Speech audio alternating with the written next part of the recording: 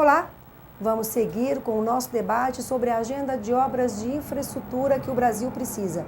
O estúdio móvel do Fato Online está aqui ao lado do local onde acontece um evento que setor privado e representantes da esfera pública discutem os principais problemas nesse segmento. Aqui com a gente temos o advogado, ele não é só advogado, ele é consultor, ele é professor e autor de vários livros sobre PPPs e concessões. Fernando Vernalha. Tudo bom, Fernando? Obrigada por aceitar o nosso convite. Eu vou começar com uma pergunta mais direta. Concessões ou PPP, as chamadas parcerias público-privada? Qual é a melhor solução? Bom, cada modelo tem a sua indicação, né? A diferença fundamental é que a concessão comum do serviço público é um modelo autossustentável financeiramente. Ele não exige a injeção de recursos públicos, tá? O concessionário cria uma estrutura, presta o serviço e se remunera da arrecadação tarifária, das tarifas que são pagas pelos usuários. Ou seja, é tão rentável que não precisa de ninguém. Claro, exatamente. O modelo é autossustentável por isso. Você tendo uma tarifa razoável, módica, para permitir o acesso dos usuários e isso sendo suficiente para assegurar a cobertura dos custos de produção do contrato e uma taxa de retorno para o concessionário, você tem um modelo que cabe na concessão comum. As PPPs são contratos que exigem o comprometimento de recursos públicos, né? Há duas espécies de PPP. Uma que nós chamamos de concessão patrocinada e outra que se chama concessão administrativa. São duas novas espécies de concessão, mas a diferença fundamental em relação à concessão clássica é que eles exigem a injeção de recursos públicos. Parcial, no caso da concessão patrocinada, que tem tarifa mais recursos públicos, e integral na hipótese da concessão administrativa, que toda a remuneração do concessionário advém de pagamentos públicos. Né? Você mexe com uma questão muito subjetiva, que é a questão da rentabilidade, não, assim, porque para alguns uma obra é absolutamente autossustentável, um empreendimento, para outros nem tanto. Tudo vai depender da estruturação econômico-financeira do projeto e do preço da tarifa que se quer praticar. Então, obviamente que existe uma opção política por trás disso, né? Conforme você ajusta o preço da tarifa, você tende ter a participação do Estado, subsidiando a concessão ou não. Isso depende de quanto se quer de tarifa para permitir o acesso do usuário à fruição do serviço público. E por que tem tão poucas PPPs no Brasil? Olha, inicialmente houve uma dificuldade, inclusive de formação de massa crítica, né? Porque esse é um modelo muito diferente do que a gente estava acostumado a praticar aqui no Brasil. Esse modelo importado das experiências no Reino Unido, depois de outros diversos países do mundo, mas a experiência pioneira do Reino Unido.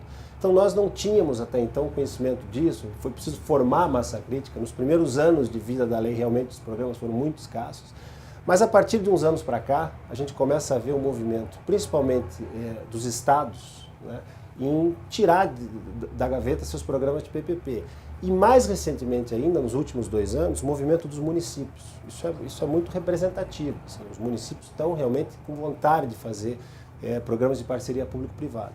Agora, só para terminar, é claro que existem algumas dificuldades, né? Porque exatamente por ser um modelo que exige a participação da administração pública, do Estado, né, em sentido amplo, com compromissos financeiros, existe uma série de restrições de ordem fiscal, orçamentária e também um outro ponto, eu acho importante, que restringiu um pouco a prática das PPPs é a questão das garantias.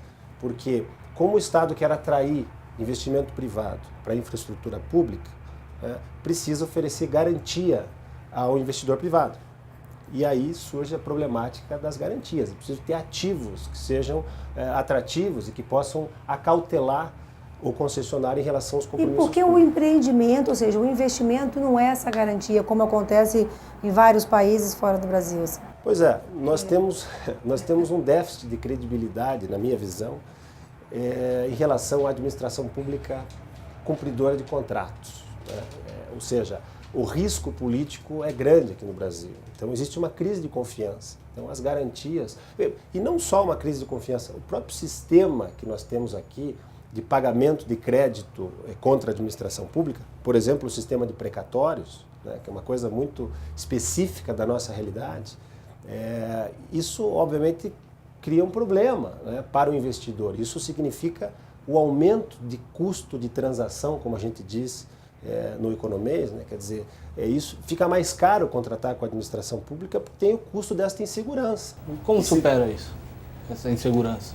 Então, o legislador das PPPs, exatamente pensando nestas dificuldades que envolvem o pagamento do crédito público, permitiu que houvesse garantia pública para o concessionário. Claro que esta garantia serve para o concessionário, mas serve para o financiador, né? Porque por detrás do concessionário existe uma instituição financeira, né, que está financiando o projeto. Então, um dos pontos mais relevantes da estruturação de programas de PPP são as garantias. E isso não é simples, por isso que nos municípios a gente não teve ainda um movimento mais expressivo, né? Pois é, e em que medida esse escândalo de corrupção, por exemplo, com a Petrobras, que afetou uma grande estatal e afetou grandes empreiteiras representativas no país todo, que hoje tem empresários na cadeia por conta disso, em que medida isso atrapalha mais essa construção de confiança? Eu acho que esse é um fato que agrava a crise de confiança, sem dúvida nenhuma, do investidor, porque o investidor se sente inseguro em relação a isso. E isso exige uma sinalização dos programas governamentais, né, no sentido de atenuar esta crise de confiança. E volto a dizer, a questão das garantias é uma ferramenta para isso. Bem elaborada, bem calibrada, o sistema de garantias pode ser um poderoso mecanismo para atenuar os efeitos da crise de confiança e permitir o destravamento das PPPs. O risco não é ficar mais público do que privado, essa parceria? O P maior do público, o P do privado pequenininho. Não, porque nós estamos falando, em última análise, estamos falando de um contrato que é público. Né? O poder concedente, que é a administração pública, o setor público. É o setor público, ele deve cuidar do contrato, deve fiscalizar e deve assegurar resultados. Ele é o responsável pelos resultados porque ele está pensando no usuário na ponta. Né? O concessionário é um meio para o poder concedente atingir esses resultados, ou produzir esses resultados para o usuário. Agora, eu não vejo esse receio, porque quando se fala de garantia, fala-se apenas de garantia. Né?